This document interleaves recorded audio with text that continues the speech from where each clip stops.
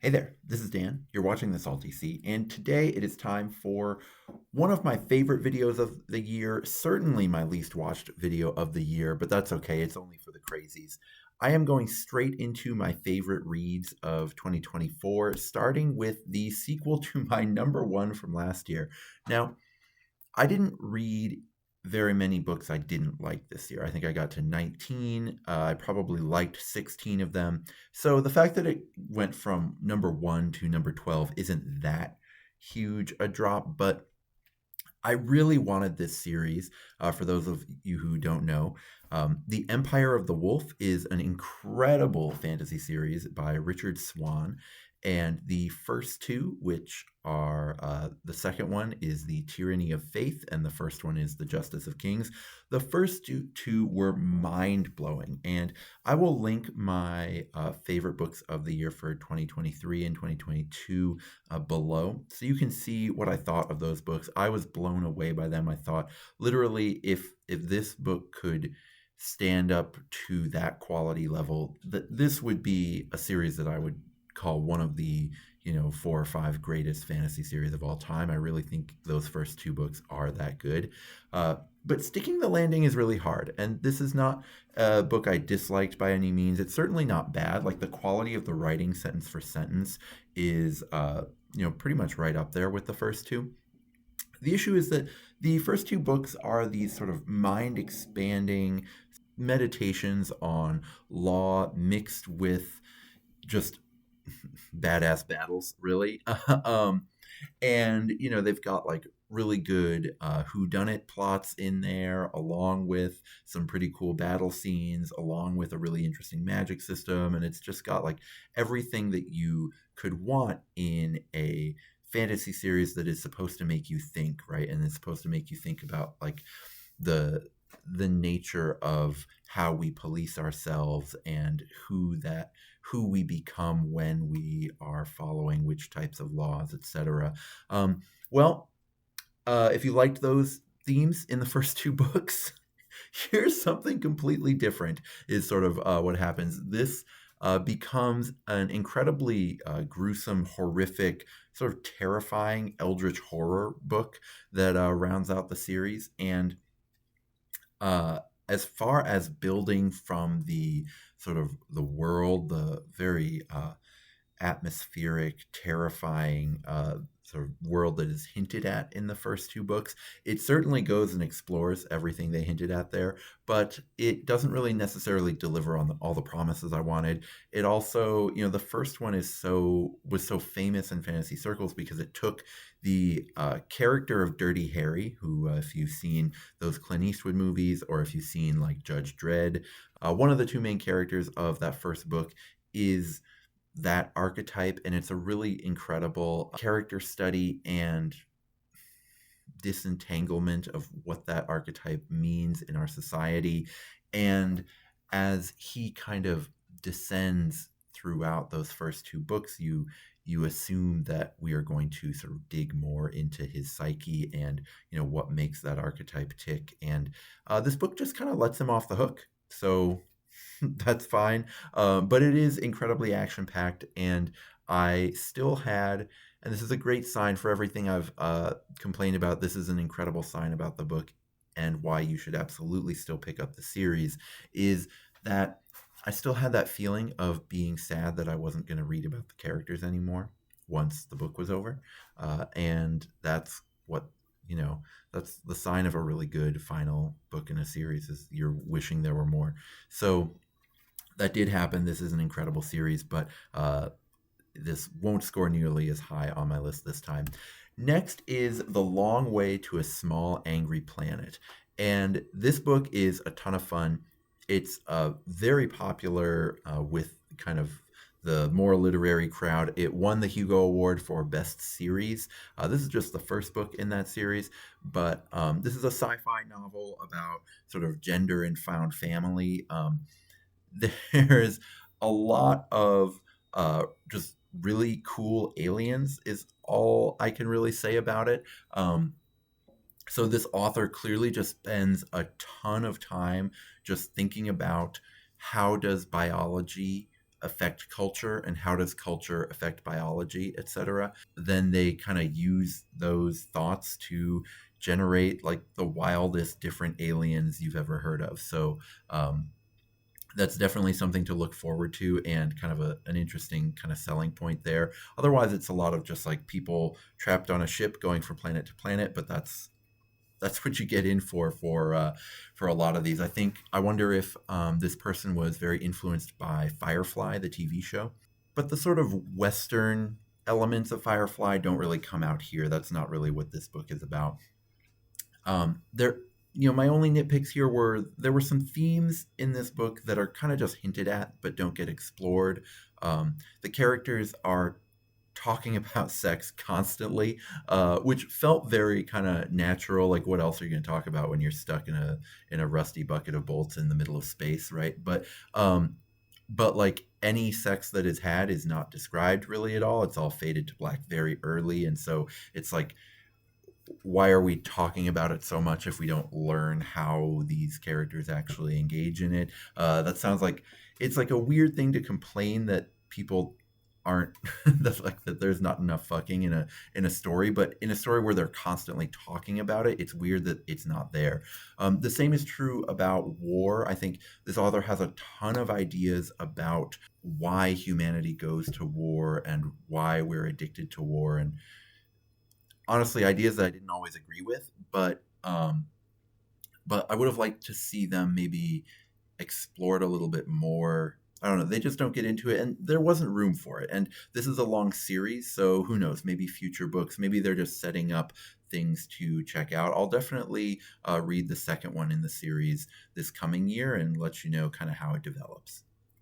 Number 10 is Evan Winter's The Rage of Dragons. And this is another one that I had been looking forward to reading for a long time because has kind of taken on, a real fan base in the fantasy community. And I can see why. It's got kind of the classic plot of angry boy goes to college. But of course, in a fantasy world, this is a kind of militaristic college of badasses, like they always are in these books. But it's set in this kind of African fantasy setting that I guarantee you've never read anything like before. Where, yes, kind of the dragons can sometimes feel a little bit like European dragons, but the sort of way they talk about demons and the way the society is structured and even the way that this college is structured is not going to feel familiar to you at all. It's going to feel new, and it's going to feel just like really refreshing if you haven't read anything in this style before, which I think is really awesome. It's also got like a kind of a rise, fall, rise story that I found pretty compelling, just kind of as basic story structure beats. I found really compelling and really smooth, and I think that's important because it lets the other elements of the book shine, right? I don't want to spoil too much about kind of his descent into madness and kind of how that goes.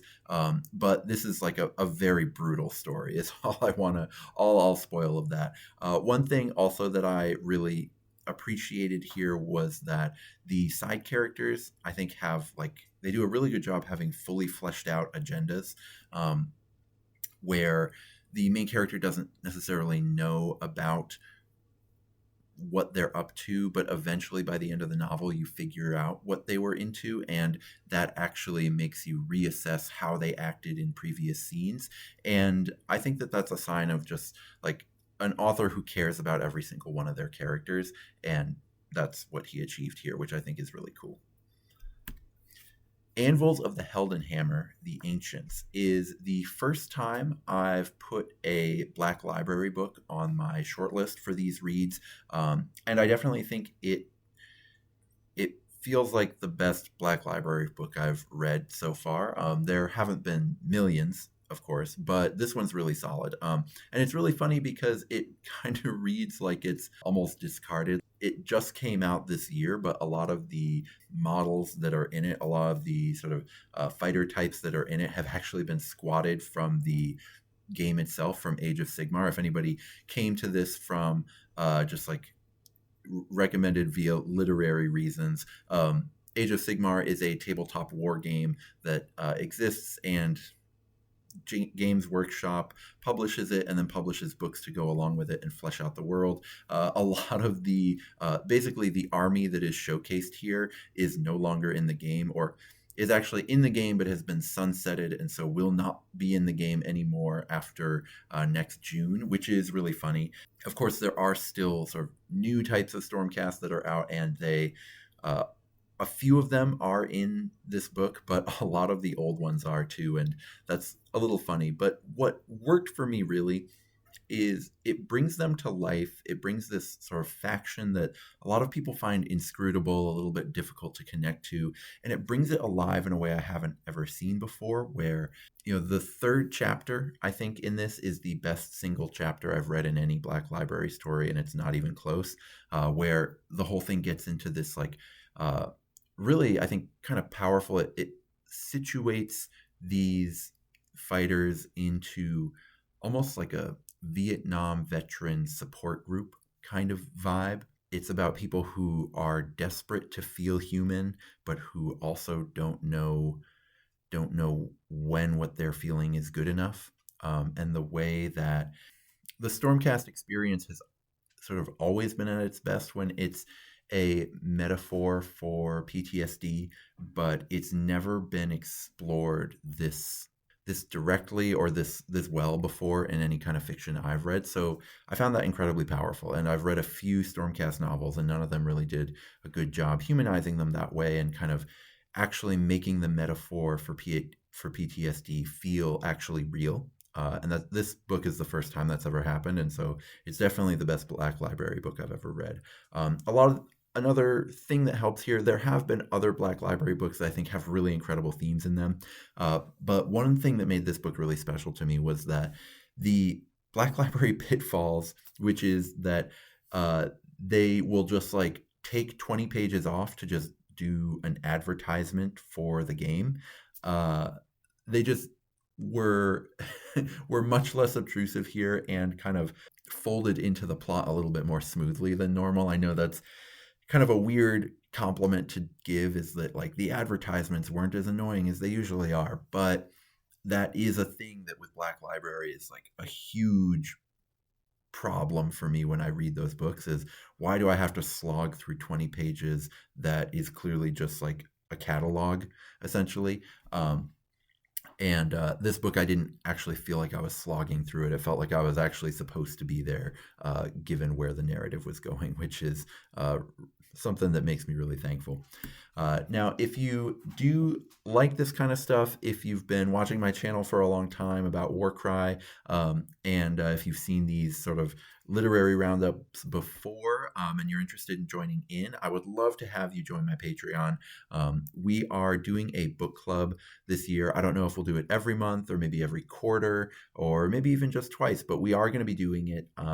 The one that we are doing right away is Hallowed Ground. This is the Van Denst novel. That a lot of people like those characters, so I'm excited to read about them. This is the first time reading anything about sort of the good guy humans, the Seas of Sigmar folks. So I'm interested. So consider joining the Patreon, and we will get into that book club pretty soon.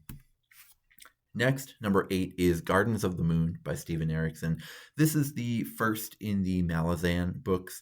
Malazan is, of course, like a really legendary fantasy series, basically kind of dueled with Wheel of Time to see sort of which one would kind of dominate the 90s.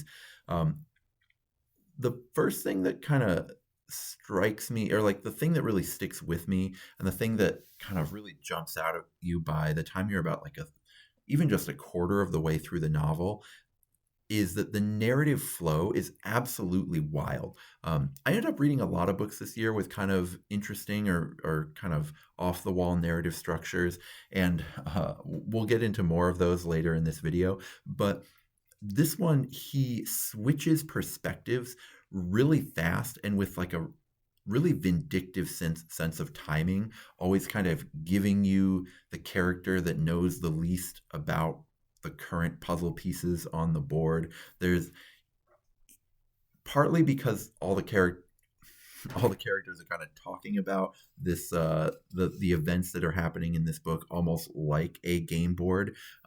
He kind of treats the characters as game pieces and puts you in the sort of view of the one that's about to witness the craziest shit that they don't understand, which I think is really effective. The other thing that happens with kind of treating it like a game board is, he can have some game pieces like the queen versus the pawns and flipping back and forth between the two. Like if you think of it as a chessboard, flipping back and forth between the two, I think gives a really excellent sense of scale and sense of just like really epic stakes that you don't always see. So I can definitely see why this series caught on so much. This is another one where I'm going to read one more from this series this year because I just want to kind of see how it develops. I will say, if you are getting into it, not all of the side plots in this book have aged well. There's stuff that, if this book had been written in the last 10 years, I would probably have put the book down right away and been like, this writer is like a crazed asshole. But because it's on the older side, I kind of gave it a little bit of leeway. I'll be interested reading more of them to see if that kind of continues. I'm kind of giving it the benefit of the doubt that this is just kind of a thing that's a relic of its time and not necessarily continued over and over. But that is kind of a trigger warning for like certain pretty misogynist side plots that you may or may not have real issues with. So if you think you would, you can maybe, you don't have to get into this one. There's plenty of awesome fantasy out there. Next is The Lies of Locke Lamora. And this is one that I kind of went back and forth on whether I wanted to include it. This was on its own absolutely one of my favorite books of the year. And I can't help wondering if I would have ranked it a little bit higher had I liked the next ones in the series as much as I liked this one. But to just talk about this one on its own for a second, there's a really incredible cityscape that gets drawn throughout this novel that's kind of in the Italian city-state period kind of feel, and it's brought to life incredibly well. There's two timelines going on that kind of interweave between each other really well, where one is during the childhood of the main characters, and then one is in present day, where you see the group come together and you see a little bit of the origin of the main character and then him sort of coming together with this group, while at the same time you see them being attacked and tested in another. And the way they kind of build dramatic tension off each other is really incredible. The sort of relationship dynamics between the main group, Locke Lamora is a sort of rogue thief who, think of him as Danny Ocean in a fantasy world. He is just incredibly awesome with his friends when they are hanging out, right? And they pull off some incredible stuff. So in terms of like the just kind of see cool shit go down kind of dynamic that I kind of look for in some of these books, it really nails that. But then you get kind of the relationships too, and again, just like the narrative plot structure works incredibly well. The next books in the series don't work nearly as well. So if you loved this book, but aren't on the fence of whether you want to dive in, you can absolutely just read this book and it's plenty, and you don't have to jump into the next ones, because I was really disappointed in the next few in the series. The third one, I I had like a whole crisis of, why do I even read fantasy? What am I doing here? If you're curious about the third one, let me know in the comments. I can talk about it a little in the comments, but I don't need to go into it here. I probably would have put this one higher if I didn't hate the third one so much, but I just can't deny that this was an incredible book, and I don't think I'll ever really forget this one. Lies of Locke Lamora by Scott Lynch. The next one is certainly the most famous book that came out this last year, which is Wind and Truth. This is kind of the 9,000-pound elephant in the room, in that the book literally weighs 9,000 pounds. It's longer than 3 long books, which is wild. But With Brandon Sanderson, I think he does a good job writing in a way that it flies by without writing in a way that feels like it's insulting you. There are certainly, you know, because he's so popular, he also has his critics. Uh, there certainly are issues like, the dialogue can feel a little corny. Generally, I don't think his humor comes off all that well, other than one specific funny character, which is Wit. Um, Shallan, I think in earlier books can be really funny. I don't think she's that funny in this book, but she's not really trying to be, so that's fine. The thing that I think gets achieved in this book that's so incredible is that the character arcs of all the primary characters are done beautifully. Like Kaladin and Dalinar and Adolin sort of go through these journeys that, it's the sort of motto of this series is journey before destination, but the sort of destination pays off the journey so well in this book that it's just an incredible kind of emotional climax to this sort of 5-book story arc that couldn't have been more ambitious and worked incredibly well. You know, one thing that I really love about the Stormlight books from Brandon Sanderson, and they kind of escape some of the issues that I have with some of his other works. I can find some of his books to be a little bit too focus grouped, a little bit too like MCU. This book was extremely MCU, but the kind of focus groupedness can't sand off the rough edges of such a huge and jagged piece of work. And so they still feel incredibly unique to the author. They don't feel as corporate as some of the other books feel. And they just work. It feels like some of these characters are a part of his soul, and I think that that's really awesome and something that I haven't always felt from all of his works. So it just it just works. I don't know what else I can say about this book. It's like too big to really summarize just in the short amount of time I do want to give to it.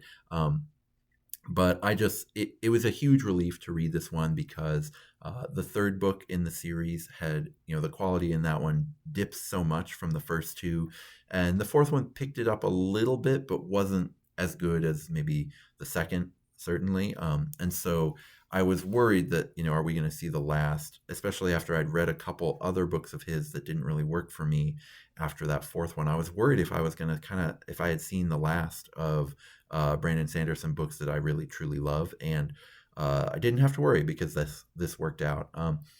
If I could nitpick at all, I guess maybe I've given a couple nitpicks already, but it is frustrating throughout this series that cultivation, one of the great sort of divine intelligences in the world, is just like a complete fool in this book and a complete fool in the previous book too. I mean, like, we are talking incredible idiocy here. We are talking like buying the Bitcoin of a celebrity kind of idiocy as far as what cultivation is up to, which is too bad. But otherwise, I think this book was really strong. And again, it's just like the emotional arcs of the characters are just plotted out so well. All right, 3, 2, and 1. Now we get to number 5, which is a book called Hench by Natalie Zena Walschautz. Hench is awesome. It's sort of making fun of the superhero genre a little bit like The Boys is, but it's a little bit more genuine, I would say. Well, The Boys can be very genuine at times, but it's a little bit more sort of sensitive maybe than The Boys are. It still has a lot of that like crazy, like actually exploring the real implications of having these crazy people out and about in their capes. It's definitely interested in this sort of, you can feel the frustration with the superhero genre dripping from every page. This is clearly someone who both loves and hates these stories and just can't stop thinking about these stories, which is awesome. This is a story about a woman who is like a very basic, low level, like office henchman who is like brutally injured by a superhero who's taking down a villain, and sort of her sort of radicalization by that, and her sort of her like ascent into the very top of the henchmaning ranks, I guess is what you would say. It's really amazing. The thing that really struck me about this book is it's often really hard to write a character whose calling card, whose superpower. This character is not meant to be super intelligent or like, like the various Marvel characters who have super brains, right? But in the way that like many genre tales, like someone has something that they're strangely good at, right? And this person has a very intellectual superpower where they're just like very good at preparing for things. And it's almost impossible to write a character whose like main thing is something intellectual.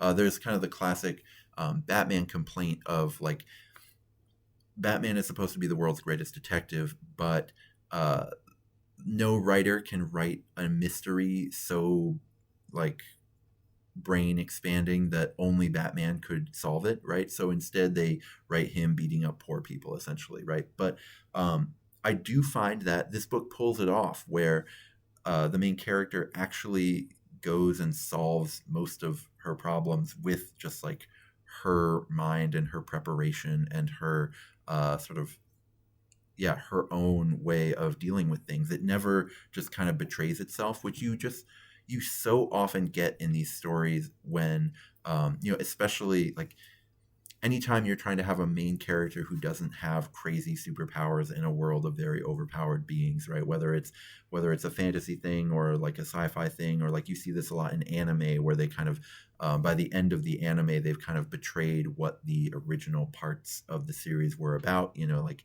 if you're about fighting with ninja skills and all of a sudden you're like superpowers blasting energy bolts at each other, you've kind of betrayed what the original part of your anime was about.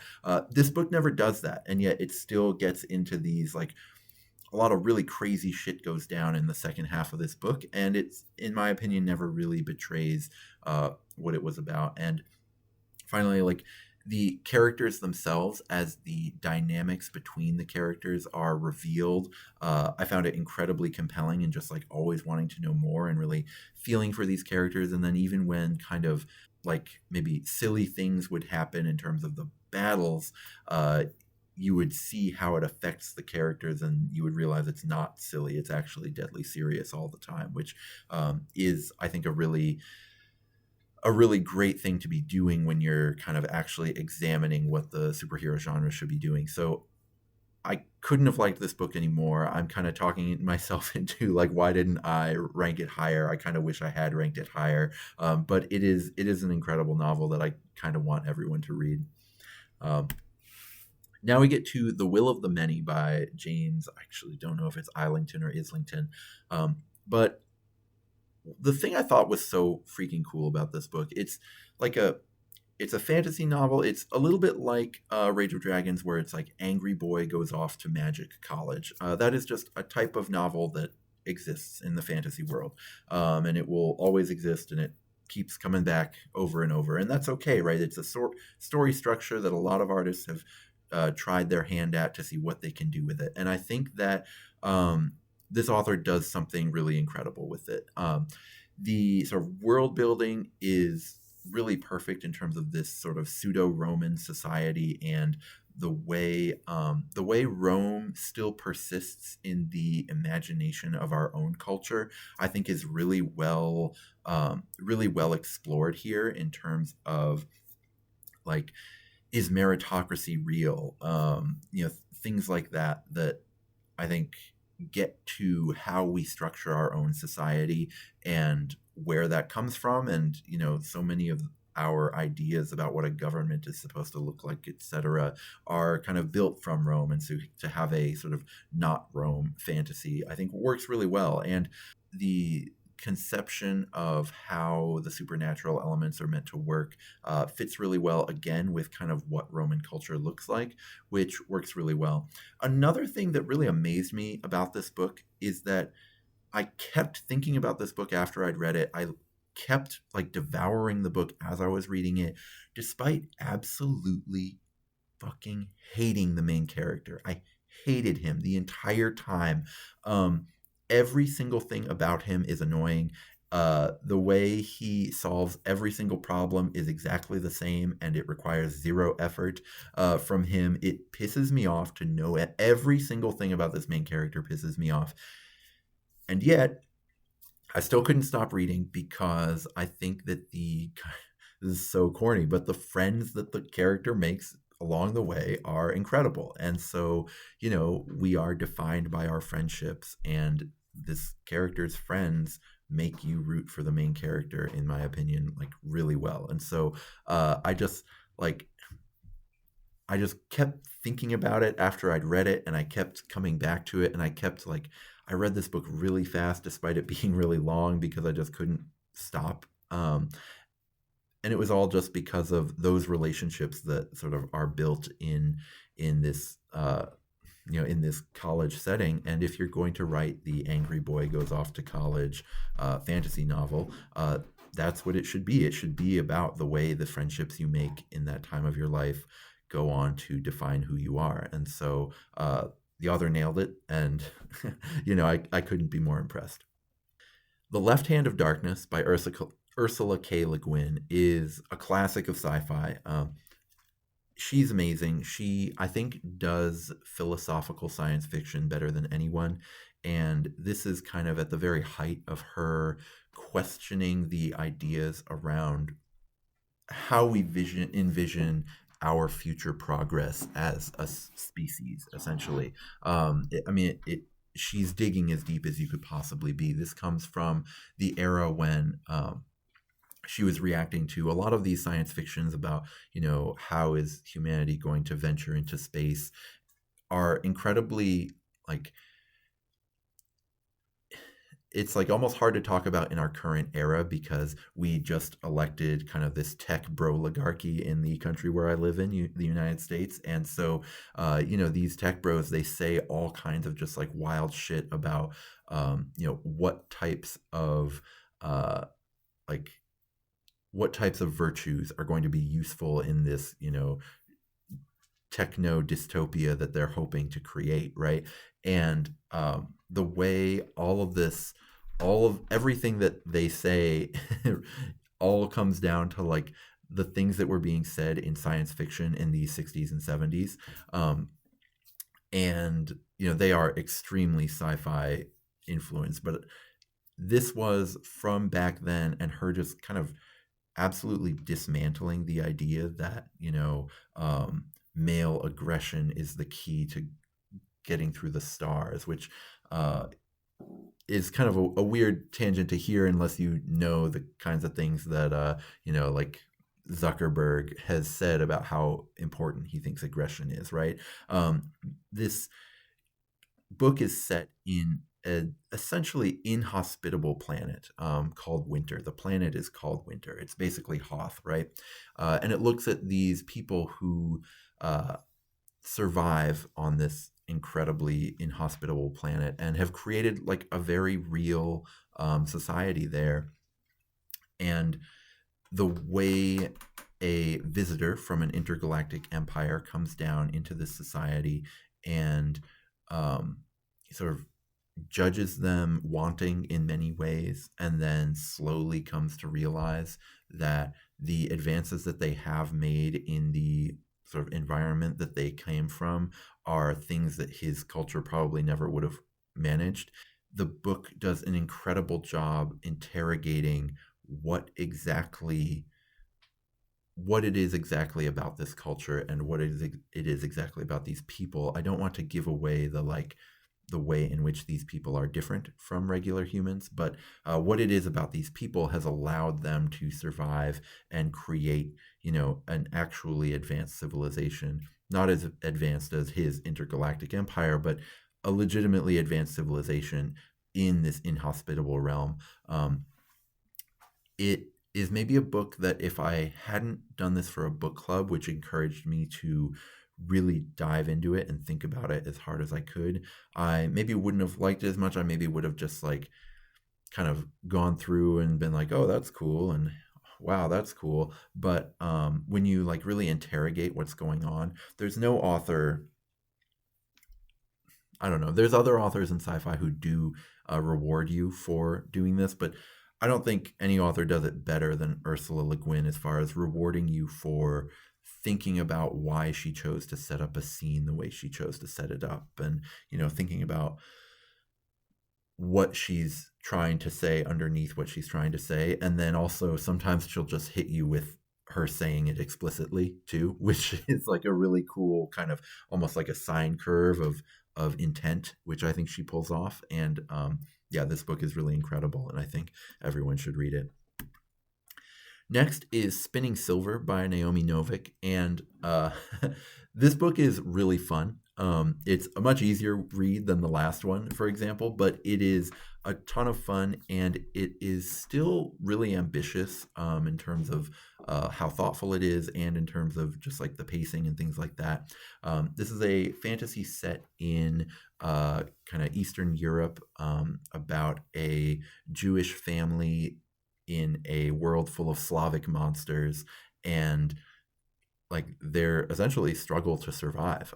This is a story that makes escaping poverty, like she writes it with the tension and the sense of action that you would normally get from like a battle sequence, which is just like really innovative and really cool.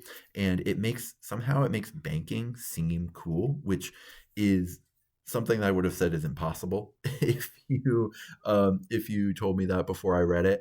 And I also thought, and maybe this is overthinking it, but I also thought it was kind of a badass flex to be making as a Jewish author, to sort of write a book about how banking is the shit, as far as like talking about kind of the historical roots of anti-Semitism, but in a way that's not like hitting you over the head with it, because at the same time we're like trying to defeat the Winter King and also trying to defeat the like slavering wolf of summer at the same time, right?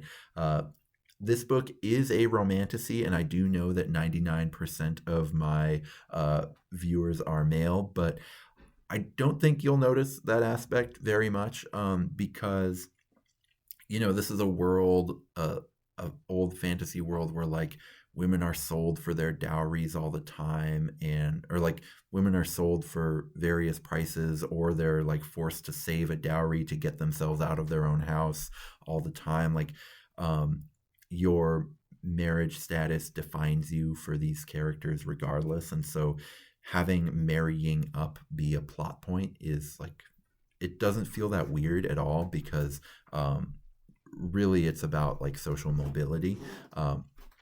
So you won't really notice that it is extremely romance heavy, and you'll really just like feel it as part of just like part of the natural progression of the plot. I don't think it'll trip you up at all. That's certainly this is kind of where fantasy is going in some ways, but A Court of Thorn and Roses is like way different from what this author is trying to do, even though this author did put romance all over the book.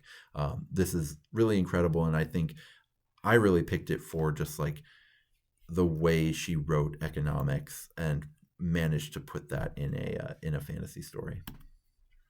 Finally, I've got Lev Grossman's The Bright Sword. If you've seen the Magicians TV show, which you should, it's awesome. It also comes from books.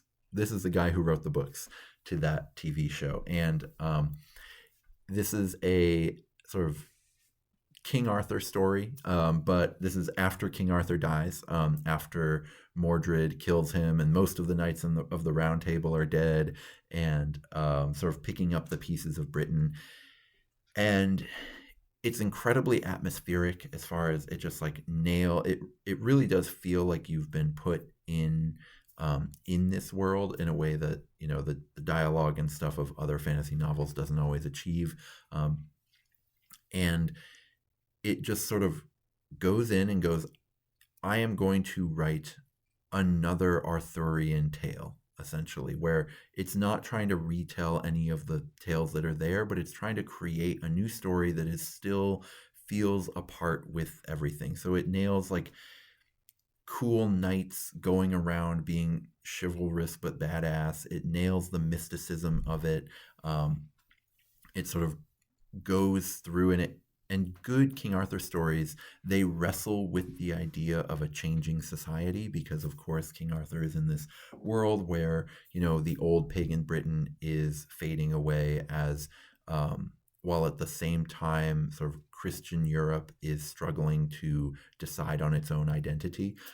He nails all of those sort of dynamics that are going on in play, all those societal dynamics, while also just giving you a story of like some really freaking cool knights. Um, at the same time, like the way he writes all those knights is really important, right? And he paces it so well. So you like meet these characters through the eyes of a person who is very ambitious and trying to join the round table. And this main character um, is like much less of a blank slate than you often get in these sorts of stories. And I know one complaint about the magicians is that the main character can be a bit of a blank slate. And so I don't think that that's what's happening here. But then he meets these incredible knights that he's like been a fan of his whole life. He's been trying to join this round table. He doesn't know that Arthur is dead. He meets all these people. They start this adventure, and then you meet the knights through their own kind of autobiography chapters. And these are generally knights who are among the least famous of the round table. And so he sort of takes this new take on each of these knights, and then, but they are from the Arthurian stories. They're just more like the footnote knights. And then he kind of takes his own take on them. And then as you learn about their backstories and then you get to the main part of the story, you see everything they do differently and you root for them differently. And it's just a really incredible and really innovative story structure. I think I saw a lot of really cool takes on how to structure a story this year with the different things I read. And I think this was probably the most successful of them. So I really loved it. I think this is also a story that like is not trying to be necessarily broad, but I think a lot of different people could get into. It does representation really well, and some people might find that it is like you can see the seams where it is trying really hard, but I think it's worth it in terms of what it achieves by the end. In terms of being a story that shows you like just it heaps on the awesome while still like knowing that representation matters and showing you a wide variety of different people. And honestly, and this is something about me that I know as someone with a 99% male audience does annoy some section of my audience, but I really value that kind of thing. And I think that a lot of masculine fiction, whether it be via books or via like TV shows, a lot of it doesn't do a very good job like bringing other sort of marginalized groups into itself while also allowing like a lot of the time stories that have a lot of sort of women and a lot of like LGBTQ plus groups sort of in the story, they don't really present you with like badass dudes that the average dude wants to be like hanging out with also. But this is a masculine story that is like unwaveringly dude, and yet it is also just like unwaveringly committed to creating like an inclusive masculinity, which is just like incredibly rare and I think really badass and really ambitious. And so the fact that he pulled it off, I think is really cool and makes it my #1 book of the year. So we'll go back to gaming videos in the future, but until then, may all your rolls be crits.